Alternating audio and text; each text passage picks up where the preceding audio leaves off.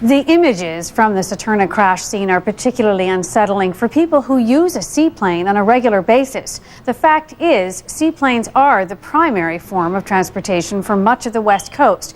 But there are some proven techniques for escaping from a seaplane crash. CTV's David Kincaid tells us how.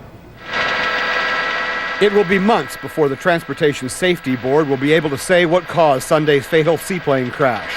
What is known is that one of the survivors, the pilot, recently took underwater evacuation training. People who have gone through our course and been in this type of accident, they say they started to panic, but because through the training, it's reduced the panic and allowed them to react appropriately. I'll count to 3 and allow you some time to take a deep breath. Over the years, John Heiler has trained thousands of people to survive a plane crash landing in the water and then starting to sink.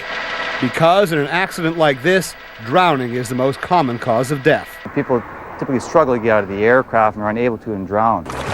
And so in a controlled environment, John teaches people how to fight off the urge to panic. He teaches them how to stay calm when they are upside down in the water. Identify your exit. We've done over 2,500 people so far. And out of that 2,500 people, we've actually had 4 people who have taken our course, go through an actual underwater egress and survive. And a real one? Works. Yeah, a real one. The helicopter is upside down in the water. Amazingly, the passenger had taken John's course just 4 days before this crash. What he learned in the pool helped him survive in the wild.